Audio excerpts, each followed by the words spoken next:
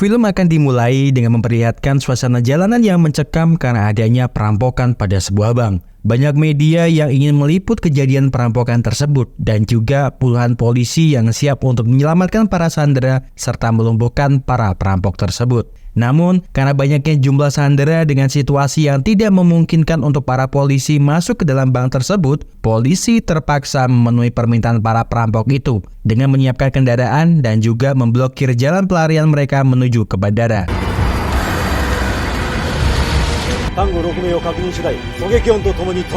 Sebenarnya para regu penembak jitu sudah bersiap untuk menembak para perampok tersebut keluar dari bank. Tetapi para perampok lebih cerdik dibandingkan mereka. Rencana para perampok adalah menutup semua kepala para sandera dan juga mereka sendiri menggunakan karung sehingga membingungkan para penembak jitu yang telah bersiap menembak para perampok.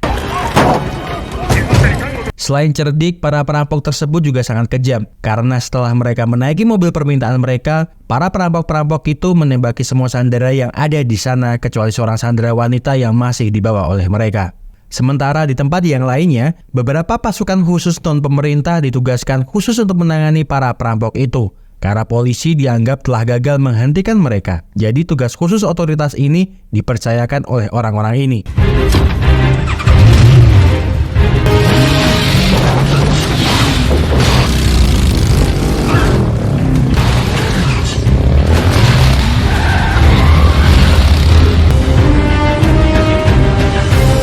Para perampok juga telah mempersiapkan matang-matang rencana mereka dengan menghancurkan mobil yang diberikan oleh polisi di dalam terowongan, lalu keluar melalui jalan rahasia menuju mobil yang telah mereka persiapkan sebagai pelarian.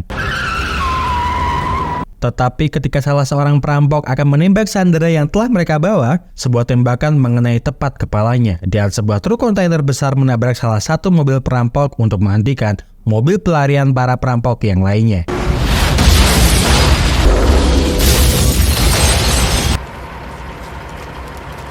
Para perampok pun segera keluar dari mobil dan menembaki truk kontainer tersebut. Namun tak berselang lama, Will Seven datang menggunakan motor mereka untuk menghentikan kegilaan dari para perampok tersebut.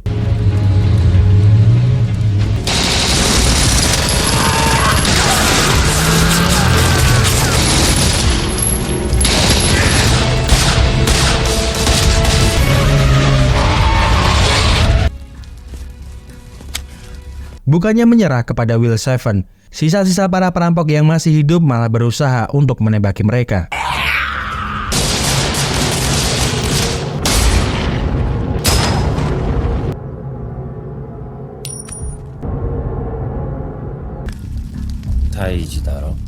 Todo dan Fukada yang bekerja sebagai reporter telah sampai di dekat TKP para perampok, berusaha untuk mendapatkan informasi dari sana. Namun sesampainya di sana, mereka hanya mendapati mobil yang telah hancur dan juga para perampok yang telah mati di jalanan. Sesampainya di kantor, Todo dibuat kesal oleh atasannya. Kenapa atasannya itu mengubah artikel berita tentang terbunuhnya para perampok tersebut karena sebuah kecelakaan? Apalagi dia tidak percaya dengan keberadaan Will Seven. Seakan-akan keberadaan mereka itu hanyalah sebuah mitos, padahal telah banyak berita tentang matinya para penjahat yang tidak wajar di kota ini. Dalam setahun belakang ini saja, telah ada 8 kasus penjahat yang mati mendadak dalam kecelakaan mobil, dan bisa dipastikan, para penjahat yang mati itu telah melakukan kejahatan besar di kota ini. Apapun berita yang ada hubungannya dengan Will Seven, pasti semua media seakan-akan dibungkam untuk tidak membesar-besarkan kasus yang berhubungan dengan mereka. Di gedung Departemen Keadilan, Kusinami bertemu dengan seorang menteri hukum bernama Tuan Takashi untuk membahas keberadaan dari Will Seven. Menurut Takashi, Will Seven sudah bertindak terlalu jauh sehingga bisa saja di masa depan Will Seven menjadi bumerang untuk mereka. Kusinami boleh saja mengklaim orang yang paling bertanggung jawab atas terbentuknya mereka dan juga sekaligus bos dari Will Seven. Akan tetapi, karena mereka semua awalnya adalah kriminal, paling tidak Kusinami harus ekstra mengawasi mereka. Bahkan dengan jabatan Takashi sekarang, dia tidak akan bisa membantunya jika apa yang dilakukan mereka di luar batas kemampuannya. Seperti biasa, Will Seven sedang melakukan tugas yang tidak bisa diselesaikan oleh kepolisian. Namun ketika Hiba akan menembak target mereka, seorang misterius seperti mereka yang sama-sama menggunakan motor menembak buruan Will Seven dari kejauhan, yang kemudian kabur dari sana.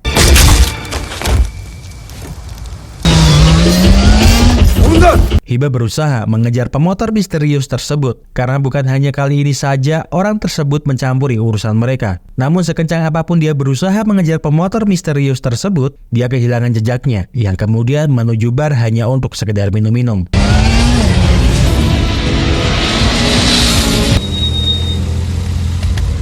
Hiba pun masuk ke dalam bar tersebut untuk mencari kawanannya. Namun belum juga dia bisa berkumpul dengan kawanannya, seorang wanita melintas di hadapannya yang tentunya membuat Hiba penasaran dengan siapakah sebenarnya wanita tersebut.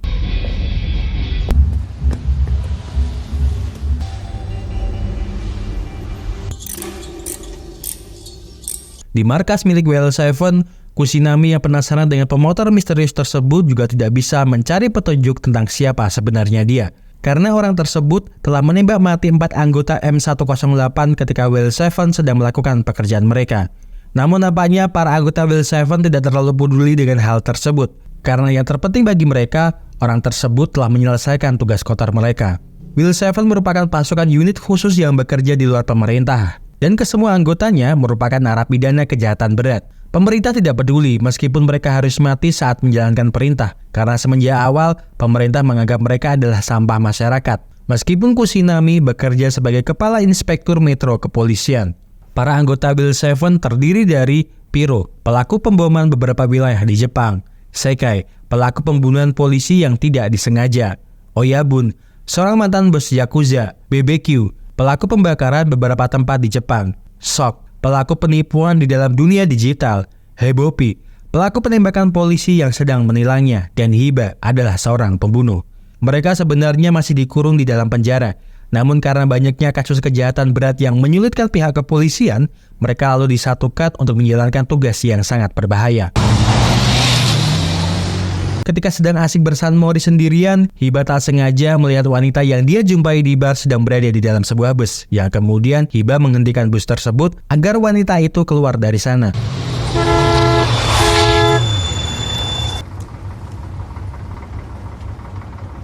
Wanita itu bernama Yuki dan bertanya maksud dan tujuannya menemui dirinya. Hiba mengatakan kalau mungkin dia pernah melihat Yuki di suatu tempat karena sorot matanya mirip dengan seseorang yang sedang dia cari. Mendengar itu Yuki makin kesal karena mungkin Hiba hanya mencari-cari alasan saja untuk berkenalan dengannya dan meminta Hiba untuk bertanggung jawab karena dia sudah terlambat untuk bekerja.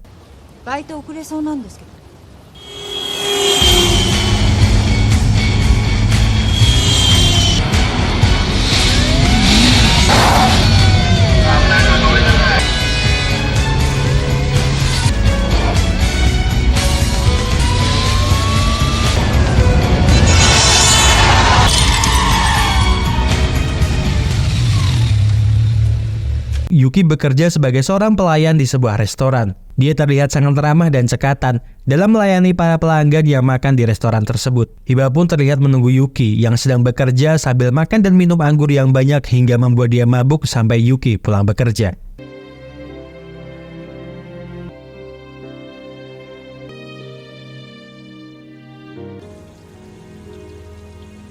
Hiba pun tersadar dari mabuknya dan mendapati dirinya kini berada di rumah Yuki dengan kondisi setengah telanjang karena pakaiannya kotor akibat terlalu banyak minum hingga menyebabkan dia muntah-muntah. Mereka pun akhirnya memperkenalkan diri mereka masing-masing dan saling bercerita tentang masa lalu mereka. Setelah itu Hiba pun pamit karena tidak mungkin untuk dirinya tinggal terlalu lama di tempat orang lain karena statusnya.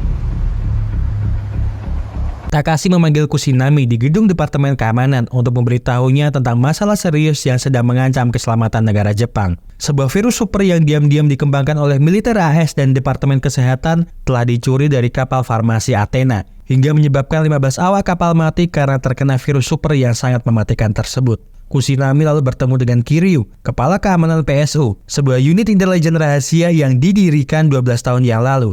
Di ruangan ini, mereka mempunyai peralatan dan keamanan yang super canggih, sehingga tidak sembarangan orang bisa masuk ke dalam sini tanpa izin darinya. Kiryu mengatakan kalau para penjahat tersebut meminta 200 juta dolar tunai sebagai tebusan virus yang telah mereka curi. Sebuah bom mikro juga telah aktif dan mereka menempatkan bom tersebut pada sebuah balon udara yang akan meledak tepat jam 3 sore jika mereka tidak segera mengirimkan uang tersebut pada mereka. Efek dari virus itu sangat mengerikan karena bisa membuat kematian hingga tubuh melepuh dan virus tersebut bisa menyebar dengan radius yang tidak bisa dibayangkan. Jika mereka mencoba untuk menghentikan balon udara tersebut, penjahat yang mereka duga sebagai kelompok M108 akan langsung meledakannya. Segera setelah mendengarkan semua penjelasan tersebut, Kusinami segera menghubungi Will Seven untuk mengatasi sebuah ancaman yang akan menyerang kota mereka. Mereka harus bergerak untuk mencari siapa penggerak balon udara yang membawa virus dan juga pemicu bom yang berada di balon udara tersebut. Bagaimanapun caranya, mereka harus menghentikan bom tersebut karena ini jenis virus tingkat 4 yang bisa memberikan tingkat kematian hingga 90%. Bill Seven telah sampai di stasiun Grand Central setelah mendapatkan laporan adanya sebuah mobil mencurigakan parkir di sana. Namun ketika mereka berusaha untuk menggeledah mobil tersebut, hanya ditemukan bekas vaksin virus yang telah para penjahat itu suntikan ke dalam tubuh mereka. Mereka lalu masuk ke dalam sana untuk mencari seorang laki-laki bernama Shibata, sesuai dengan foto yang telah dikirimkan ke alat mereka masing-masing. Unit PSU juga membantu mereka dengan menggunakan otoritas mereka untuk mendeteksi wajah pelaku dan mengendalikan semua CCTV yang berada di stasiun Grand Central agar keberadaan Shibata dan yang lainnya segera diketemukan. PSU juga memiliki wewenang untuk memasukkan semua informasi pribadi guna membandingkannya dengan data orang-orang yang berada di stasiun. Ketika Haba sedang berupaya mencari keberadaan Shibata, tak sengaja dia melihat pemotor misterius tersebut datang juga ke stasiun Grand Central. Terlihat juga Toudo dan Fukada berada di sana setelah mendapatkan bocoran informasi kalau akan ada sebuah peristiwa terjadi di stasiun Grand Central. Namun tiba-tiba Sekai mendatangi Toudo dan mengatakan untuk segera membawa Fukada pergi menjauh dari kota. Tidak perlu tahu apa alasannya, yang terpenting segeralah menjauh dari Tokyo. PSU pun berhasil melacak keberadaan Shibata yang kini berada di lobi pemberangkatan stasiun Grand Central. Segera setelah itu, semua anggota Will Seven bergerak ke tempat di mana keberadaan Shibata. Bersamaan dengan itu, Kiryu mendapatkan laporan dari Takashi kalau pihak pemerintah telah mengirimkan uang tebusan kepada mereka. Shibata yang juga menerima notifikasi uang tebusan itu telah masuk ke dalam rekeningnya malah meminta anak buahnya untuk tidak menonaktifkan bom tersebut karena dia ingin melihat neraka di Tokyo. Mendapati timer bom virus tersebut tidak berhenti, Kusinami meminta Will Seven segera mencari keberadaan Shibata karena waktu yang tersisa untuk mereka hanyalah 10 menit sebelum bom virus benar-benar meledak. Tetapi ketika Haba berhasil menemukan keberadaan Shibata, pemotor misterius tersebut juga mendekati Shibata yang kemudian menembakinya.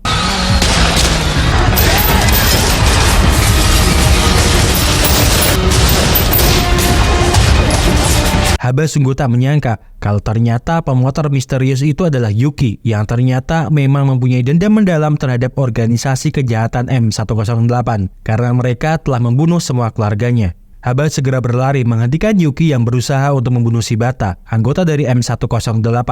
Karena kalau dia sampai mati, mereka tidak tahu kode untuk menghentikan bom yang ada di pesawat balon udara. Namun sepertinya Yuki tidak peduli dan tetap nekat untuk menembak Shibata meskipun dia dihalang-halangi oleh Haba dan juga yang lainnya. Untung saja Shibata memakai rompi anti peluru, jadi mereka masih mempunyai kesempatan untuk menghentikan bom tersebut. Meskipun terlihat Yuki sangat kecewa kalau buruannya masih selamat karena telah memakai rompi anti peluru. Yuki lalu bercerita tentang kisah masa lalunya saat 10 tahun yang lalu terjadi pemboman di Universal. Hanya dia yang selamat dari peristiwa memilukan tersebut, hingga akhirnya dia berjanji kepada dirinya sendiri untuk mencari dalang dari peristiwa yang menyebabkan keluarganya terbunuh. 6 bulan yang lalu dia menemukan salah satu anggota M108 dan akhirnya menemukan para anggota lainnya dari ponsel miliknya. Tetapi hanya 4 anggota lainnya yang bisa dia ketahui keberadaannya. Maka dari itu, dia menaruh alat pelacak di jaket Haba ketika dia tidur di rumahnya untuk memudahkannya mencari 2 anggota M108 yang tersisa. Kebenciannya tidak akan berhenti sebelum dia berhasil membunuh semua orang yang menyebabkan keluarganya meninggal. Kiryu berterima kasih kepada Kusinami karena berkat Will Seven, bom itu tidak jadi meledak hingga membuat para warga Tokyo selamat dari ancaman sebuah virus yang mematikan. Tetapi sepertinya Kusinami mempunyai kecurigaan kepada Kiryu karena gerak-geriknya yang terasa aneh setelah uang tebusan pemerintah berhasil diberikan kepada para penjahat-penjahat itu. Ketika berada di markas Will Seven, Kusinami seperti menaruh sebuah kecurigaan pada perusahaan penyediaan vaksin virus tersebut karena saham dari mereka tiba-tiba melonjak sangat drastis sehingga dibeli banyak orang. Sebelum semua kejadian ini terjadi, seseorang telah membeli banyak saham tersebut dan ketika isu bom tersebut beredar, saham dia jual sehingga dia memperoleh banyak keuntungan hingga 2 miliar yen. Menurut informasi, Kiryu mendapatkan ratusan juta yen karena hal tersebut. Apalagi terjadi penundaan waktu antara laporan PSO dan laporan polisi yang dia kirimkan. Kejadian ini sebenarnya bisa dicegah, tapi sepertinya dia memanfaatkan Will Seven untuk melakukan tugasnya dan menduga kalau dalang atas semua kejadian ini adalah Kiryu. Apalagi dengan semua teknologi dari PSU, pasti sangat mudah untuk dirinya mengontrol itu semua. Segera setelah Will Seven mendapatkan semua informasi tersebut, mereka berusaha untuk mencari di mana keberadaan Kiryu yang terlihat sedang menghadiri sebuah pesta. Kiryu nampak seperti orang yang sangat santai ketika Kusinami mendatanginya dan mengetahui kalau semua anggota dari Will Seven berada di sana. Kiryu mengatakan kalau dia sedang menjalankan sebuah senjata rahasia yang orang umum tidak mengetahui semuanya dan dia seperti kartu as untuk negara ini. Dia mengontrol rahasia gelap bangsa, bisa berupa skandal politik, perusahaan, rahasia dagang, dunia bawah tanah, dan banyak lainnya. Jika dia sampai mengumumkan itu semua ke publik, mungkin lebih baik pindah dunia. Dia tidak sedang hidup dalam ketakutan, karena dia dilindungi oleh pemerintah dan kejahatan yang terorganisir. Will Seven hanyalah sebuah omong kosong, karena hanya menggunakan jentik jarinya, organisasi yang Kusinami buat akan hilang beserta dengan semua para anggotanya. Kejahatan tidak akan pernah mati, dan dia kini berada di puncak dari semua kejahatan itu. Kusinami lalu meminta semua anggotanya untuk membiarkannya pergi, tetapi tidak dengan Haba yang kemudian mendekatinya. Kiryu bertanya kepadanya tentang bagaimana keadaanmu, apakah jatuh cinta lagi dengan seorang pelayan restoran membuat hatimu bergetar kembali. Karena pasti sulit menerima kenyataan ketika orang yang dia cintai mati bunuh diri.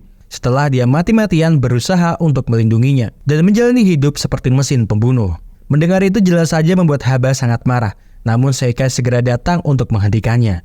Kiryu lalu bertanya kepada Seikai, apakah putri cantikmu mengetahui jika kau masih hidup? Atau mungkin sampai sekarang Fukada masih berusaha mencarimu, karena dia kini menjadi seorang wartawan.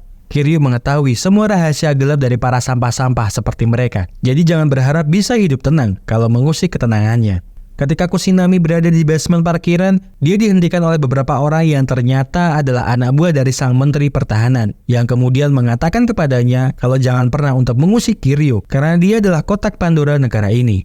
Dan segera setelah itu, pasukan khusus menyerbu markas Will Seven yang nampak sudah kosong, dan juga pemberitaan media yang kini terang-terangan muncul di hadapan publik dengan mengatakan kalau kepala kepolisian Metro Kusinami telah ditangkap karena telah menciptakan sebuah geng kriminal bernama Will Seven yang beranggotakan sekelompok narapidana dari dalam penjara hingga menyebabkan keamanan negara ini terganggu. Dan saat ini mereka semua ada dalam daftar DPO yang harus segera ditemukan hidup atau mati. Bahkan Yuki juga ikut menjadi target buruan para polisi karena dianggap menjadi ancaman untuk negara.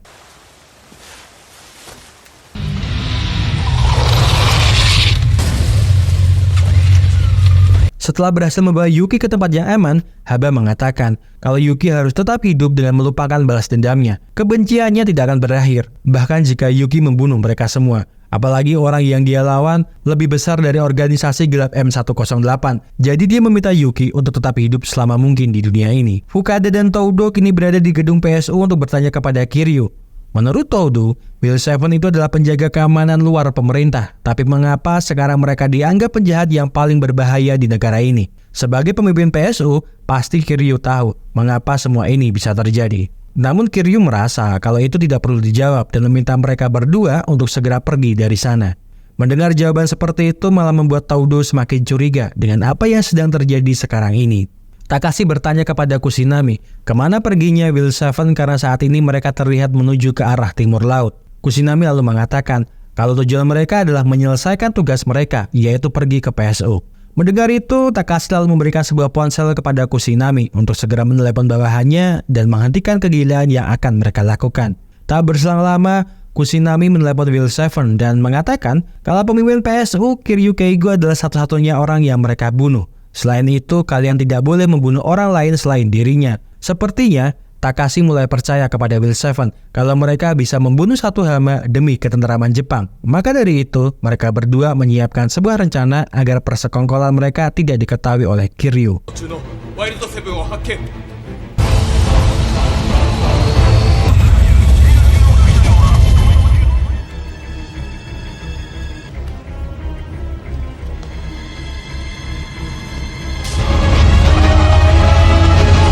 Setelah melakukan perjalanan panjang dengan diiringi oleh mobil-mobil polisi yang berusaha menghentikan mereka, akhirnya sampailah truk kontainer Will Seven di halaman gedung PSU. Banyak polisi dan petugas keamanan yang berjaga di sana, bersiap untuk menghentikan kegilaan mereka yang akan menyerang tempat tersebut.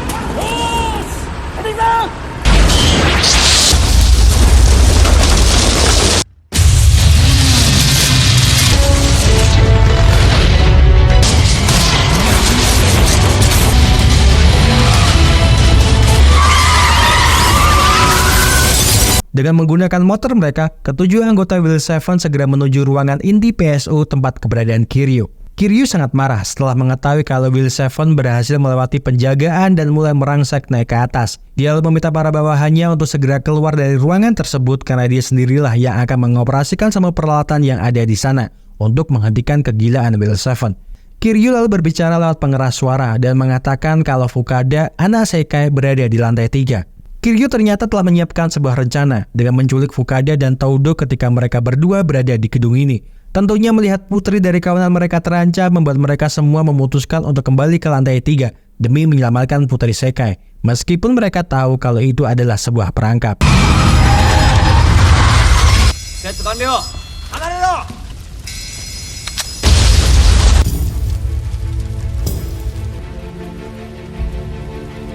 Setelah berhasil membobol pintu besi tempat keberadaan Fukada dan Toudo, mereka semua segera bergegas untuk menolong mereka berdua. Tak lama setelah itu, puluhan penembak jitu telah bersiap dari luar untuk memberondongi mereka semua dengan tembakan.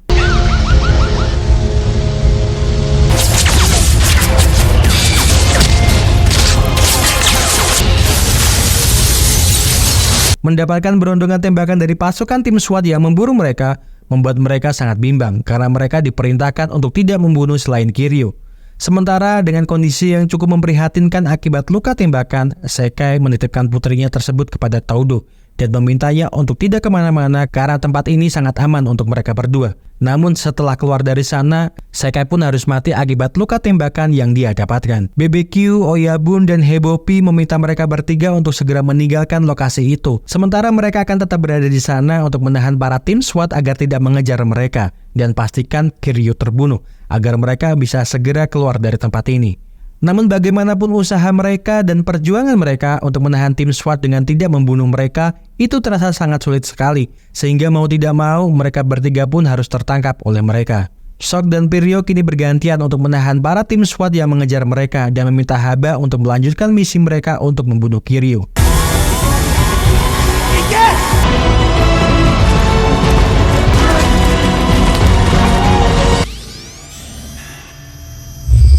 Sampailah Haba di ruangan milik Kiryu, namun di dalam sana terlalu banyak perangkat keamanan yang canggih sehingga menyulitkan Haba untuk segera membunuhnya. Tetapi ketika dia seperti mempunyai kesempatan untuk menembak Kiryu, sebuah tembakan mengenai pistolnya yang ternyata itu adalah Kusinami. Kusinami mengatakan kalau semua yang dikatakan oleh Kiryu benar adanya. Dia berpikir kalau lebih baik bekerja sama dengannya agar hidup bisa tenang. Mendengar itu jelas saja membuat Kiryu semakin di atas angin, karena kini hanya tinggal Will Seven yang menjadi musuh utama mereka. Kusinami mendekati Kiryu dan memintanya untuk menghapus data tentang dirinya yang pernah menjadi bagian dari Will Seven agar dia tidak lagi dikejar-kejar oleh pihak kepolisian. Tujuan Kusinami mendekati Kiryu adalah agar dia bisa mengambil alih program miliknya untuk mengungkapkan sebuah informasi penting tentang keberadaan jaringan bawah tanah di seluruh dunia kepada publik. Jika ada kebocoran informasi tentang aktivitas dunia bawah tanah, maka mereka semua tidak akan membiarkan Kiryu untuk hidup. Tidak akan ada seorang pun lagi yang mau untuk melindunginya di negara ini. Jadi Will Seven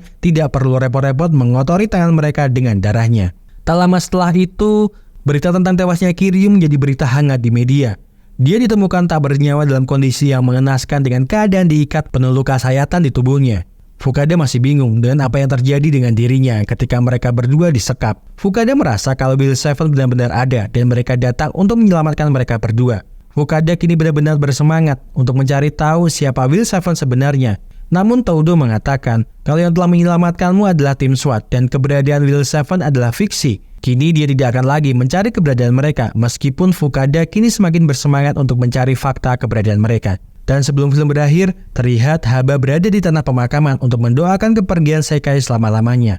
Kusinami yang kebetulan berada di sana mengatakan, kalau Honma Yuki telah menyerah, dia akan dipenjara karena terbukti melakukan kejahatan dengan membunuh beberapa anggota M108. Namun ternyata, Kusinami sengaja menjadikan Yuki sebagai narapidana, agar dia bisa menggantikan Sekai untuk menjadi anggota Will Seven. Terima kasih seluruh sudah menonton rangkuman film yang Mas aku persembahkan untuk kalian semuanya. Semoga terhibur. See you!